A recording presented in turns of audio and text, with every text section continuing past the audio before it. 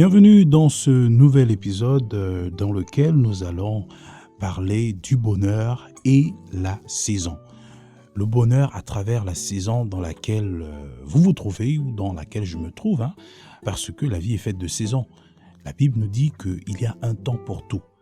Un peu comme les saisons de l'année, on a par exemple l'hiver, le printemps, l'été, l'automne par exemple, ou tout comme on peut avoir par exemple en Afrique, on a la saison sèche, on a la grande saison de pluie, après on a la grande saison sèche, après on a la petite saison de pluie par exemple. Je ne sais pas si j'ai bien cité les choses selon l'ordre qui existe vraiment, mais c'est plus ou moins une réalité qui montre que la nature est faite de saisons. En fait, elle est soumise à la réalité de la saison, c'est-à-dire qu'il y a un temps où, par exemple, les arbres vont porter leurs fruits, il y a un temps où les fruits ne vont plus porter, tout simplement. Il y a un temps où il va faire froid, il y a un temps où il va faire chaud, donc tout cela montre que la vie est soumise à la réalité du cycle. Donc il y a vraiment un cycle, c'est un peu comme une roue qui tourne. C'est exactement ce qu'on retrouve par exemple chez les femmes, avec le cycle des menstrues. Donc ça change, d'accord. La femme sait qu'il y a une période à laquelle ses menstrues vont arriver, et il y a une période à laquelle elle va se sentir d'une certaine façon. Donc tout ça, ça montre un peu une réalité naturelle que Dieu a inscrite en l'homme, et bien naturellement aussi dans l'univers, en fait, dans la nature.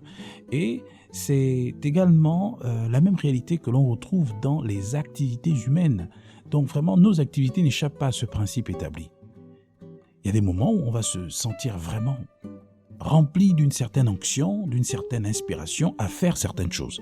En ce qui concerne par exemple les projets, parfois vous allez vous sentir intéressé par les projets de construction, vous allez peut-être investir du temps, de votre énergie, de votre argent, vous allez vous cultiver là-dessus parce que vous sentez que vous avez vraiment envie de vous investir dans le bâtiment.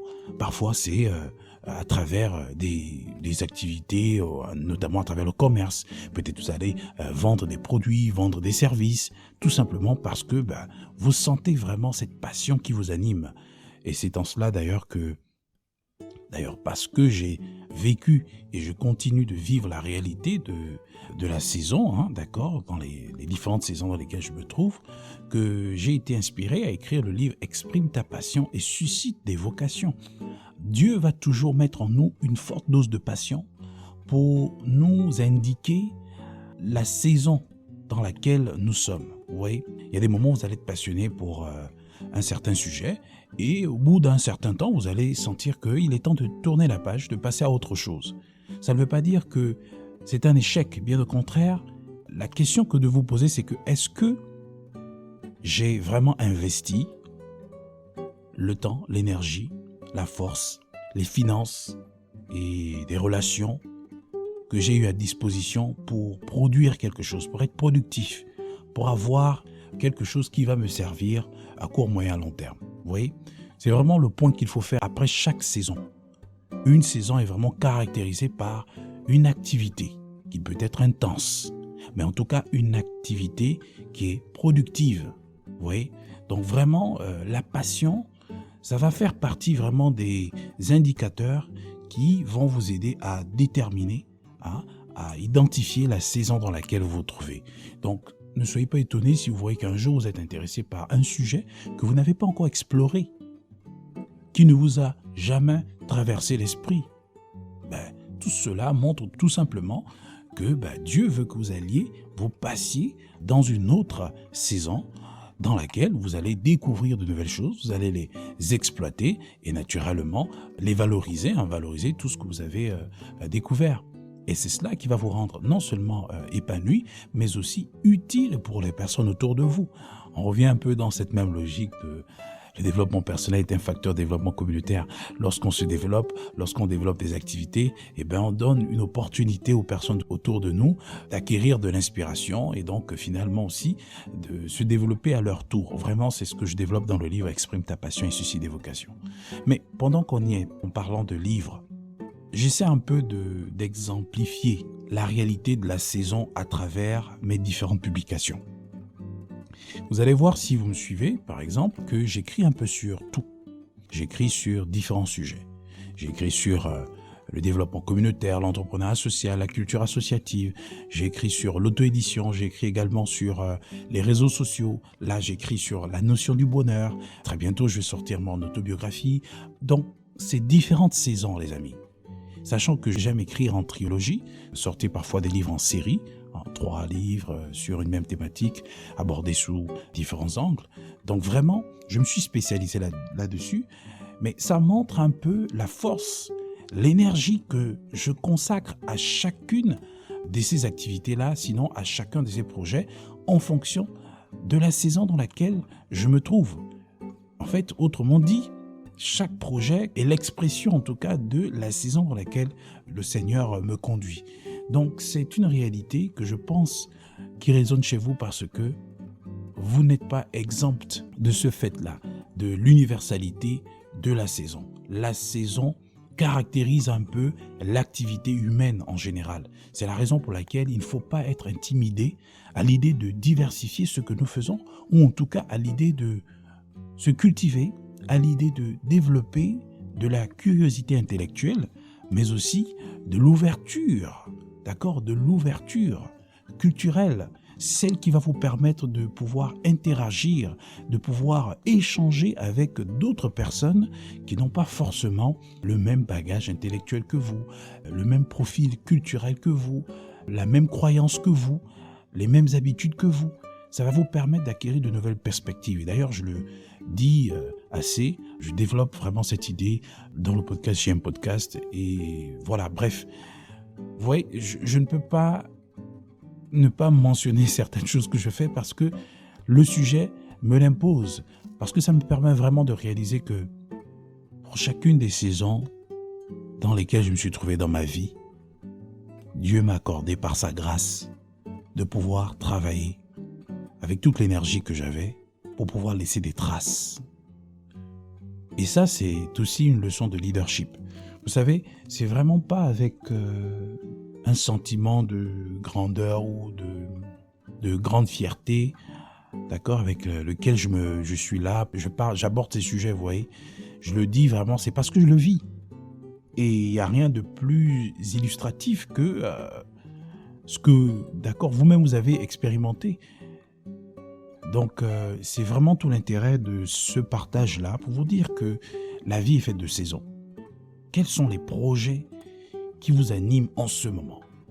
Il fut un temps où enfin bref, il y a des projets personnels qui n'ont rien à voir avec mon activité professionnelle que j'ai été tout de suite là, la seconde qui suivait, là j'ai été tenté de l'aborder, mais après je me suis souvenu que non, ça c'est un projet personnel.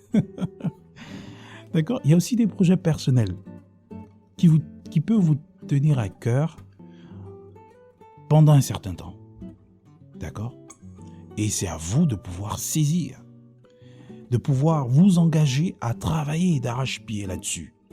Parce que, soyez-en sûrs, si vous avez de la passion pour quelque chose, vous avez de la motivation, c'est que vous pouvez créer quelque chose qui a une forte valeur ajoutée, non seulement pour vous, mais aussi pour les autres. C'est-à-dire que Dieu va mettre en vous l'énergie nécessaire, la dose d'énergie nécessaire, la dose de talent, la dose de créativité, la dose d'innovation nécessaire pour pouvoir faire quelque chose qui a de la valeur ajoutée. Quelle que soit la chose, quel que soit le projet. Il n'y a pas de projet stupide, à moins que cela soit contre les valeurs de l'honnêteté, la dignité et la justice. Donc je parle vraiment de quelque chose de noble.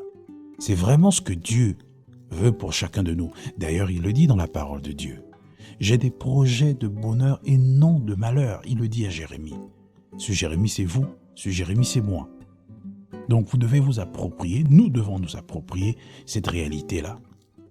Donc vraiment, la saison, c'est vraiment l'essentiel pour pouvoir développer l'esprit d'accomplissement, vous voyez? Parce que dans chaque saison, nous sommes attendus. Il y a comme une attente que Dieu a vis-à-vis de nous. C'est-à-dire qu'il nous a dotés de dons et de talents, il nous a dotés d'une intelligence. Et si nous faisons notre part, soyez-en sûrs, il fera la sienne. Parce que il y a des choses pour lesquelles, en fait, on n'a pas besoin de prière. Le maître qui a laissé ses serviteurs avec des talents, qui est parti, n'a jamais demandé à ses serviteurs de pouvoir fructifier à l'échelle à laquelle chacun d'eux a fructifié ses talents. D'accord? Il est juste venu et le premier a dit, voilà, j'ai reçu 5, j'en ai créé 5 autres. L'autre dira, j'ai reçu 2, j'en ai créé 2 autres. Le dernier, malheureusement, il s'est dit, tiens, je sais que mon maître est méchant, il ne récolte pas là où il n'a pas sémé, etc. Il a commencé à donner des justificatifs. Mais qu'est-ce qui s'est passé? Le maître a dit, méchant et paresseux serviteur. Il était puni. C'est aussi un peu l'image de ce que Dieu va nous demander comme compte. Si jamais on ne fructifie pas ce qu'il nous a donné, et pour fructifier ce qu'il nous a donné, nous avons des indicateurs qui montrent que nous disposons de l'énergie, de la passion, de la force, du temps aussi, que nous devons nous créer pour pouvoir réaliser les projets que Dieu nous inspire pour cette saison-là. Donc ça n'a rien à voir avec un message de développement personnel. C'est un principe de vie que Dieu établit pour chacun d'entre nous. Parce que Dieu va se servir de nos réalisations pour sa gloire. Ça, c'est très important. C'est la raison pour laquelle il est dit dans la parole de Dieu que votre lumière luise parmi les hommes, afin qu'ils voient vos bonnes œuvres et qu'ils glorifient votre Père qui est dans les cieux. Mais vos œuvres, elles sont saisonnières. Il peut arriver que vous soyez constant sur une même et seule activité. Oui, c'est un fait. Vous avez un programme annuel qui est décliné sur 10 ans, 15 ans, 20 ans. Par exemple, comme c'est le cas avec mon ONG et mes collaborateurs, donc JM Entrepreneurship, cette plateforme. Nous avons des programmes annuels, des programmes déclinés sur des décennies. Ça, c'est une très bonne chose, mais à côté de cela, vous avez des projets personnels, vous avez des projets en famille, vous avez des projets peut-être dans le cadre de la communauté. Mais ces projets peuvent être différents du projet professionnel que vous avez. Donc, vous devez en fait être diversifié.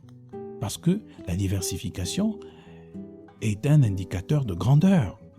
C'est un facteur de développement parce que, en fait, vous vous déployez, vous étendez votre tente, en fait. C'est de cela dont la parole de Dieu parle.